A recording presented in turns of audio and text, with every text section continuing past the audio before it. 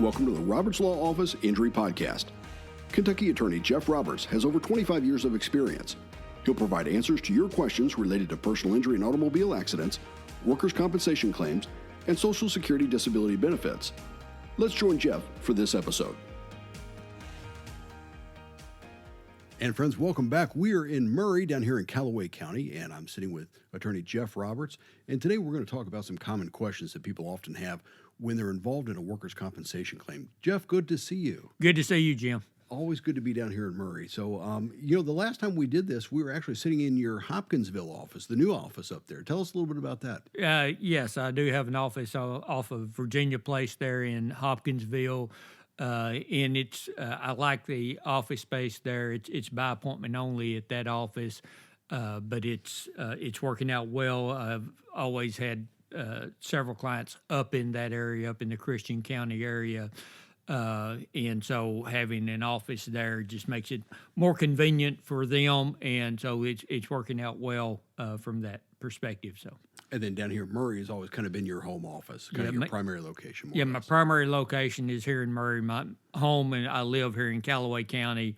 My paralegals are based here in the Calloway County office as well because they live here in this county as well. But having that satellite office up in Hopkinsville is making life a little bit easier for the clients. It's easier for me to drive up to Hopkinsville and meet with 3 or 4 clients up there than for each of them to make that same trip down here. Just a lot more timely for them to do that, or time spent on all of their behalf versus me going up there to the Hopkinsville office and utilizing it. So it's worked out well.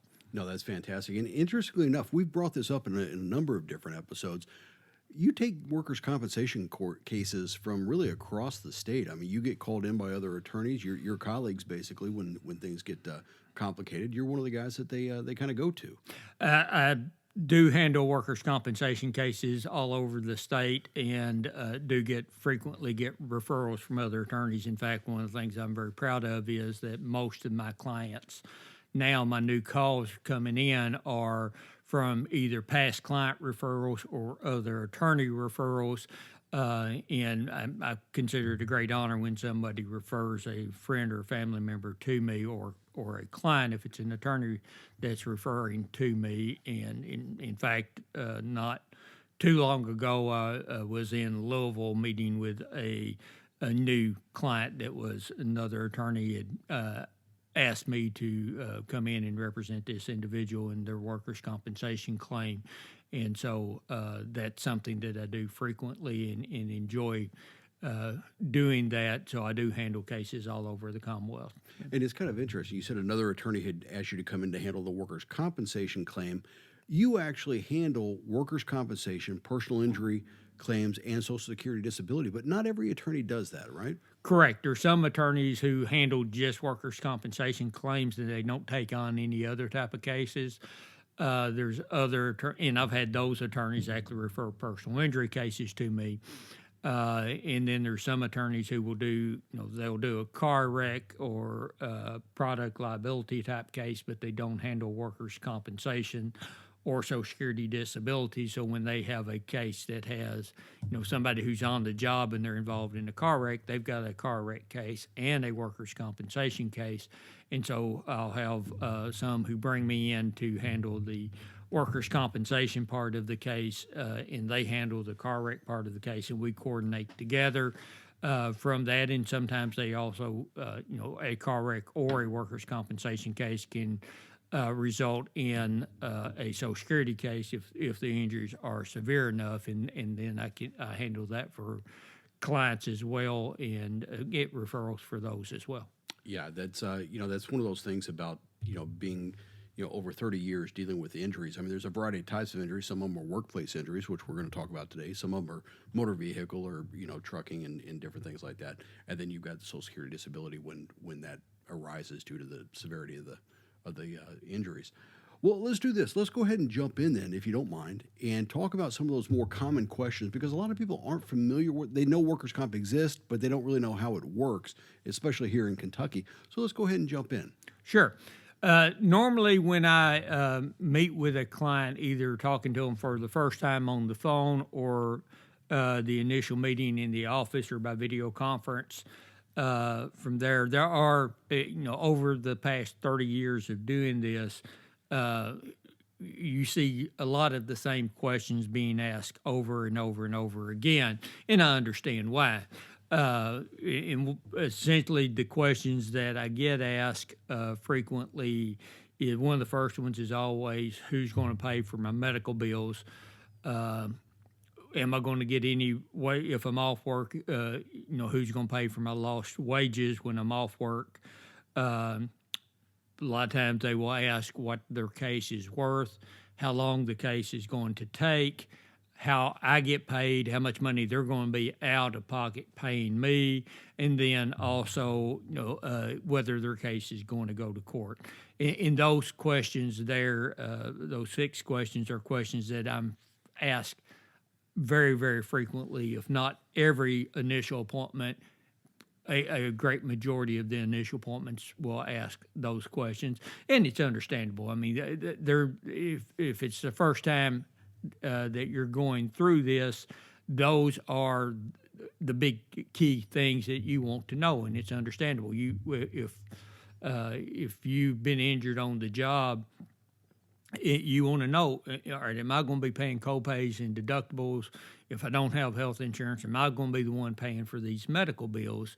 And that can be a huge factor on whether people seek medical treatment or not. I've talked to people early on in cases who've been afraid to go to the doctor because they didn't have the money to take care. They're right nowadays the deductibles for a lot of health insurances is $3,000, $4,000 before the insurance starts paying anything. And I've talked to a lot of people who said, look, I can't afford to rack up $3,000 in medical bills for my health insurance pays. I've got, I've got to make my car payment. I've got to put food on the table. My child needs items for school, whatever it may be, living expenses, and they just aren't in a position to take on that additional cost of medical treatment. And frankly, frequently, especially parents, will do without medical treatment and not go to for medical treatment they ought to be receiving because they're they want to make sure they got a roof over their kids' heads and their kids have everything that they need. And that's a normal situation. I mean, that's just being a parent or a spouse or whatever. I mean, that's real life. Exactly. But the good news is, workers' comp is different. Exactly. Workers' comp. Whenever you're injured on the job, then your employer's workers' compensation insurance carrier is responsible for 100% of your medical bills. You're not out any copays. You're not out any deductibles. The workers' compensation carrier should pay 100% of the medical bills. Once you let the doctor's office or the hospital know, or whoever the medical provider is, know of the workers' comp insurance information, they bill them directly. You should never get a bill. Now, initially, right after, if you go, couple of days after or the day of the injury you might get a bill because they don't know who the workers' comp carrier is to send that bill in to them. You should be advised very shortly after the injury occurs where the bills need to be going, and if you receive any in the mail, you mail those into them. They take care of it from that standpoint. So even those initial bills that may be out of pocket just because the file hasn't totally been set up yet, you're going to get reimbursed for that. Partially correct. The initial bills, you should send those in. Frankly, my advice is don't pay them. Don't pay copays and deductibles unless the doctor says we're not going to see you unless you make this payment. And then if that happens, keep the receipt, send that in, and you will get reimbursed for that. But like if you go to the emergency room or something, you're not going to have to pay a copay at the time of the visit. When you get that bill in, and it may say, your deductible is this amount or something.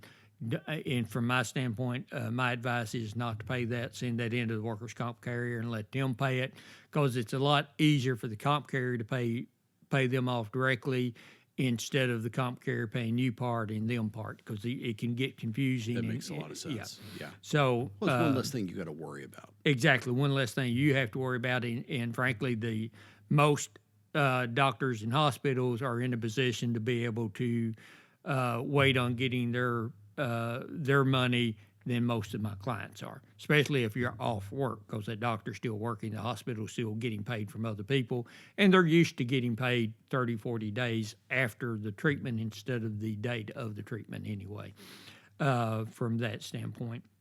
Another aspect of medical that a lot of people don't realize when they've been injured on the job in Kentucky is actually reimbursement to the injured worker for mileage for medical treatment. So if you have to travel to receive medical treatment, then you can get paid back your mileage that you are out.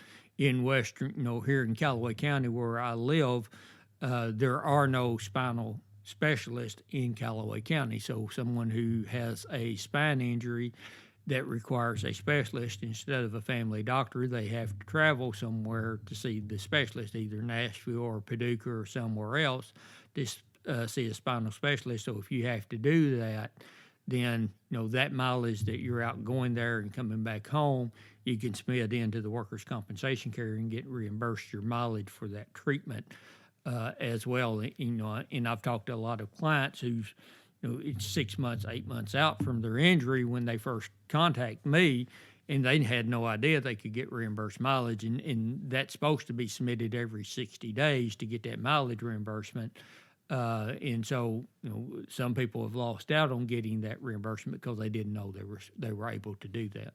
Well, and that's another valuable part of the information that you're providing in these podcasts. It doesn't cost anything to listen to these podcasts, but you should have put out a lot of really good, basic, easy to understand information, because again, people just simply don't know, and they shouldn't be out that money. The Kentucky workers' compensation laws and the system there, the program there, is there for the worker.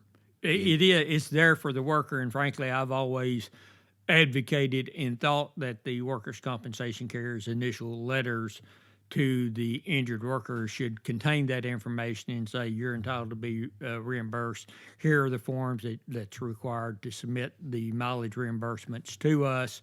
But very, very few carriers do that, and unfortunately the state of Kentucky does not require the carriers to do that either. And, the insurance company is trying to save money from that standpoint, hoping that the worker doesn't realize that, because if you fail to submit and get reimbursed that $500 that you've been out in mileage for all the time that you've been going to the doctor, they get to keep that money in their bank account. Well, if they're going, let's say they drive down to Nashville, if they have to spend the night, is that hotel charge also reimbursable?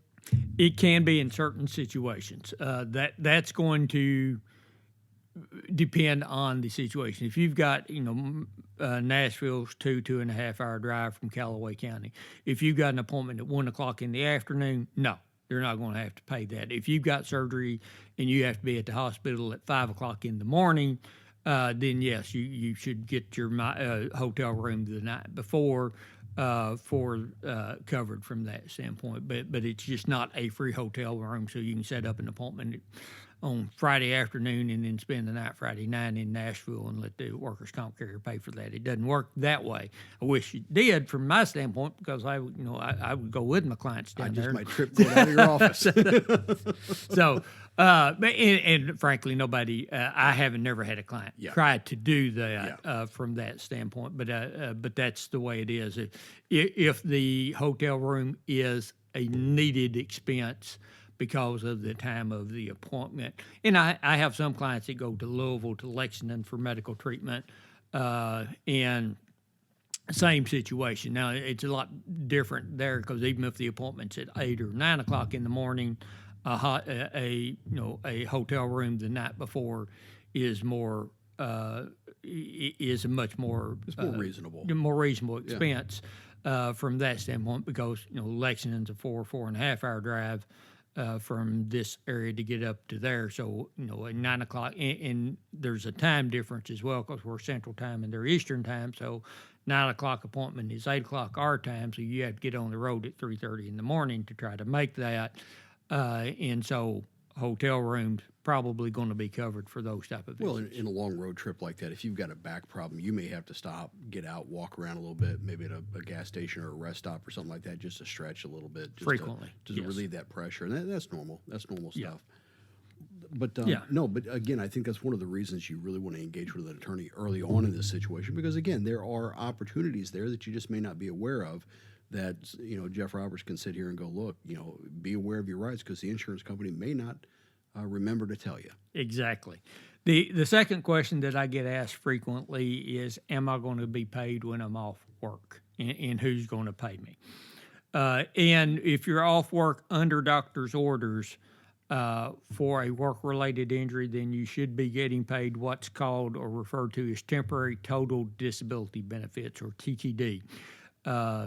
And in Kentucky, that is paid out based on what your average weekly wage is. And there's a couple ways, depending on how you're paid, on how average weekly wage can be calculated. But essentially, once you calculate your average weekly wage, you should be receiving 66 2/3% of your average weekly wage while you're off work under doctor's orders.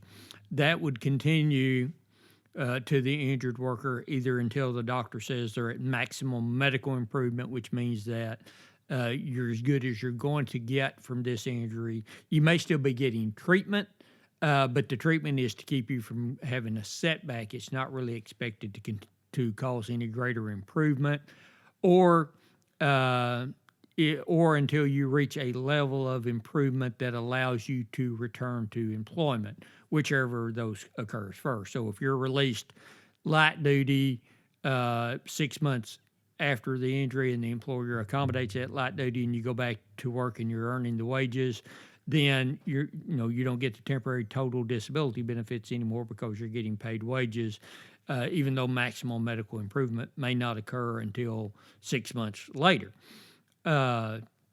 The other side of that, though, is true, and is if at maximum medical improvement you still not improved to the level to allow you to return to work. In other words, you're totally disabled by the injury.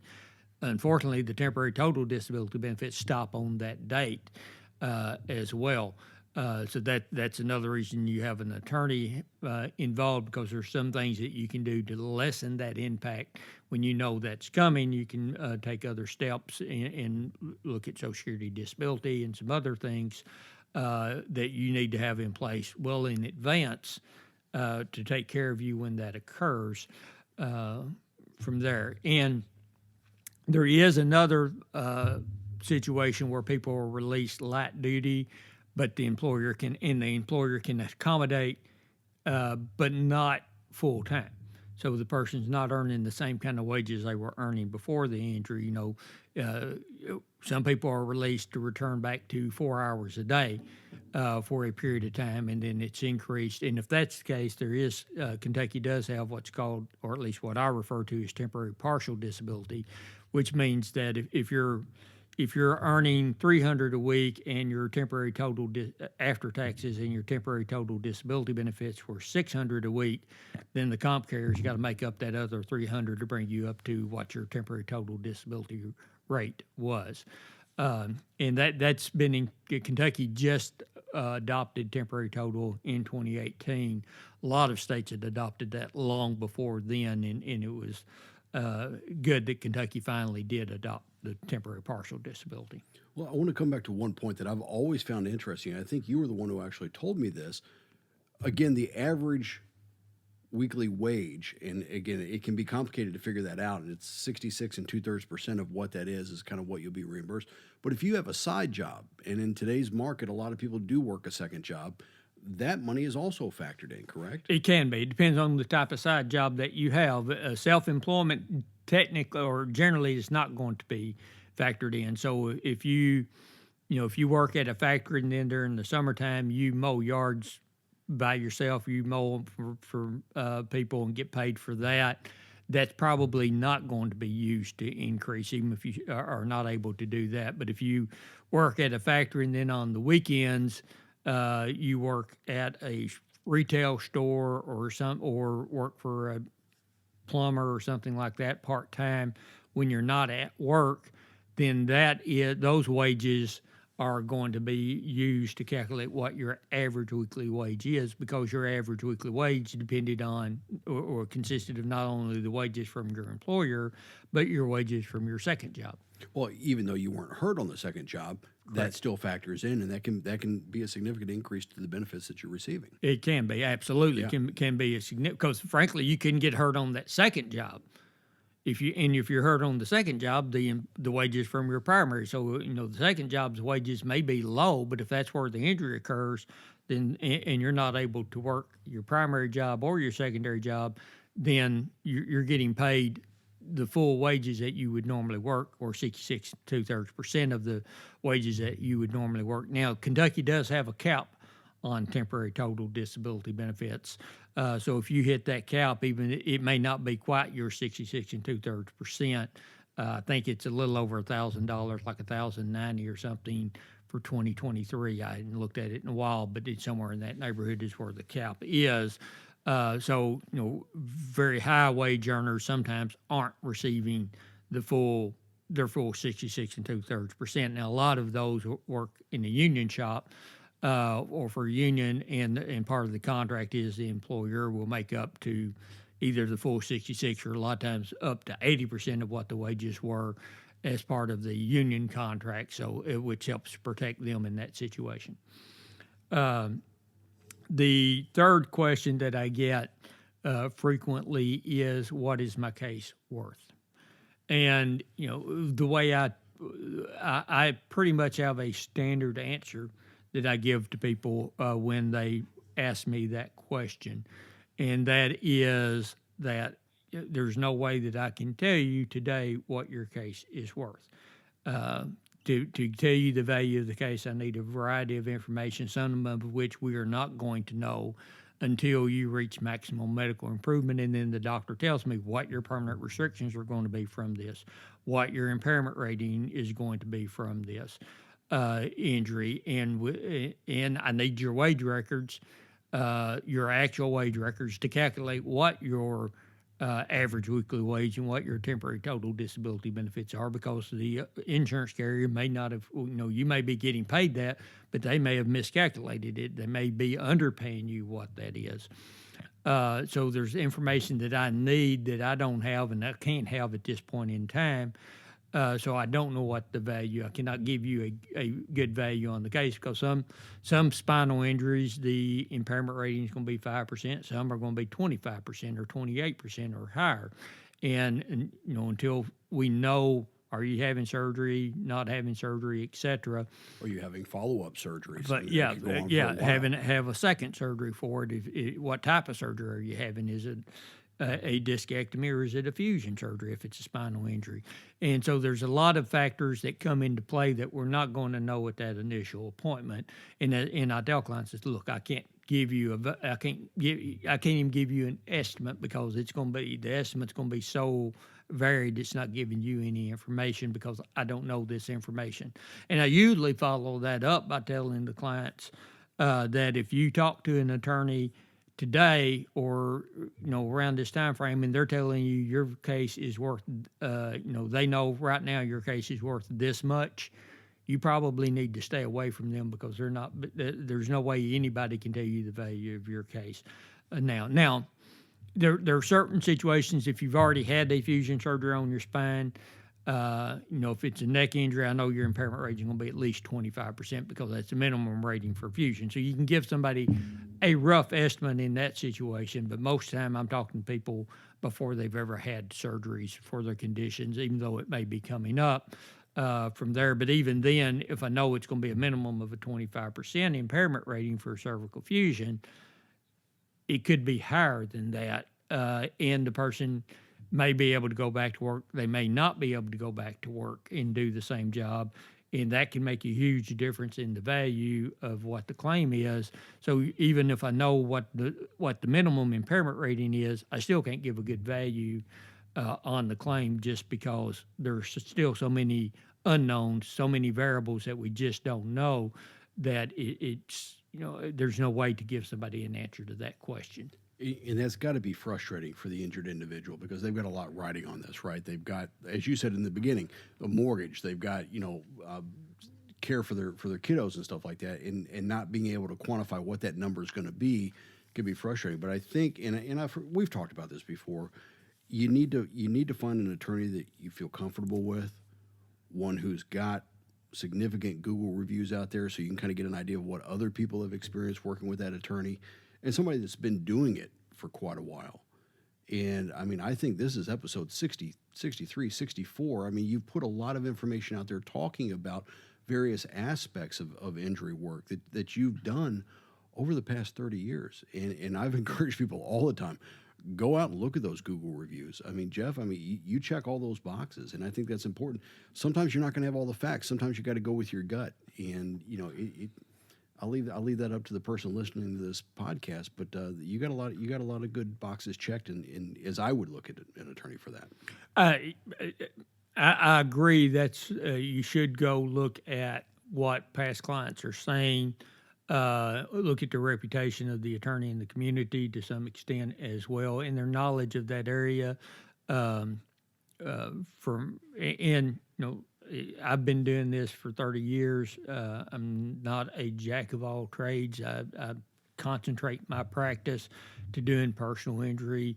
A large part of that's workers' comp, and automobile motor vehicle collisions is the vast majority of what I do, and Social Security disability is a big part of it as well. But I kind of focus on those areas because I can keep up to date with those, and I can learn to do those in what I think is the proper and the best way for my clients. And I think the reviews that I have on Google and other spots bear that out. I do have a lot of 5-star reviews out there. So I'm at least making my clients happy, and that's who I want to make happy. Well, I know we've done a couple of episodes about some of the wins you had at the Kentucky Supreme Court. And again, the fact that you're winning at that level, the fact that your colleagues are calling you in to represent their friends, families, and clients, it just speaks a lot of your personal reputation, Jeff, and that's something you've crafted over the last 30 years. So again, I know people may be frustrated when they can't get a straight answer about their case value, but there's a lot more that goes into it. And Right. I'd rather make sure that I'm not saddling up to somebody that's never done this before, and that's going to have a worse outcome than it should. Well, exactly. And, when somebody promises you the moon, there's usually a catch to that. And I'm not saying attorneys do that, don't get me wrong, but, it's, if something sounds too good to be true, it's usually true from that. And then in conjunction with that question of what my case is worth, the other question that usually follows that up or is right before that question is how much am I going to have to pay you? What's the cost from that? And a lot of people, when they first come in, they think they're going to have to write me a check that day to a retainer or something of that nature. And there's normally the way I work on these cases, almost exclusively, actually, is on a contingency fee basis. And that means that I explain that to the client. It means that I don't get paid until the end of the case. I get paid when I give you money from this case is when I get paid in this case as well. So the fee is contingent upon recovery. If there is no recovery in the case, then you don't owe me anything for attorney fees in your case. In Kentucky, for a workers' compensation case, the fee is when you represent the injured worker, the fee is kind of on a graduated scale. When I represent someone in a car accident case, the fee is 1/3 of the recovery. Fairly simple, fairly straightforward. People understand that. Politicians have made it a lot more complicated for workers' compensation. The fee for a workers' compensation case is 20% of the first $25,000 of the recovery, 15% of the next $25,000 of the recovery, and then 10% of anything over $50,000 that is recovered. And the fee's capped in a workers' compensation claim as well. The attorney fee's capped at $18,000. So there's a maximum there's a maximum percentage and there's a maximum dollar figure cap. So the fee would never exceed 20% of the recovery. The fee will never exceed $18,000. And I have workers' compensation cases that I have resolved that when it's all paid out, it's over a 7-figure resolution of that case. My attorney fees capped at $18,000. In that, so that's the way that is. So the clients aren't out anything. They don't have to write me a check at the first visit or at any point in time. It's when the claim is over with that I get paid. In addition to the attorney fee, also I advance the litigation expenses. That's the cost I incur in representing a client. Most of my clients, especially when they're off work and have been off work for 8 months because of a work-related injury, they cannot afford to hire an expert witness to talk about how bad their injury is for them. And there's some treating doctors that just will not give impairment ratings or permanent restrictions, don't want to be involved in the legal field of workers' comp or car wrecks or anything at all. And so we have to hire an expert to do that, and a lot of clients don't have the funds to do that. I advance that cost. That cost is also contingent upon recovery. So when the claim is resolved, I would get paid my attorney fee and reimburse the expenses that I have incurred in representing the injured worker. If we do not recover anything, then I don't get paid an attorney fee, and I also don't ask for and don't receive reimbursement of my expenses. So and my retainer agreement with the client specifically spells that out, so they know going in that if there's not a recovery, they don't have to pay me anything. They don't have to pay me an attorney fee. They don't have to reimburse me the costs that I've incurred in representing them. And I do it that way for a couple of reasons, but the biggest reason that I make the fees contingent, or not the fees, but the expenses contingent, is because a lot of times, I'm the one telling the client, you've got a viable case. This is a case that I think we're going to win, and I'm successful the vast majority of the time. But there's sometimes, frankly, one case that was a really, really strong case. Unfortunately, there was a case from the Supreme Court that come down during the litigation that just chopped the legs out from under us in our case and changed the law. And we were 6 months, 8 months into the litigation when that occurred, and there wasn't much else I could do at that point in time because of a change in the law that essentially took away our case. Well, the client would, I had no idea that case was going to come down, but the client would not have pursued the claim if I had told them, I don't think we're going to recover here. They wouldn't have never done that, so there's no sense in them having to pay me expenses back when part of the reason, and big part of the reason they're pursuing the claim is because I've told them it's a worthwhile case, 2%. Well, and that comes down to the trust that they place in you. Any of your clients place in you, and you take that seriously. I mean, that's a responsibility that you put on your shoulders, and again, you're going to do the best thing for the client in that situation. And I just really respect the way you run your law practice. Well, I appreciate that, and I do take it very seriously. When someone places the trust in me to handle their claim, I'm going to handle that claim to the best of my ability. I don't guarantee any kind of results because you never know what a jury's going to do. You never know what a workers' comp administrative law judge is going to do. I do know that the insurance company is going to fight tooth and nail against us. I know they're going to send my client to a doctor a lot frequently to say a doctor that they know exactly what he's going to say when they set up the appointment, and that's that my client's injury is not work related.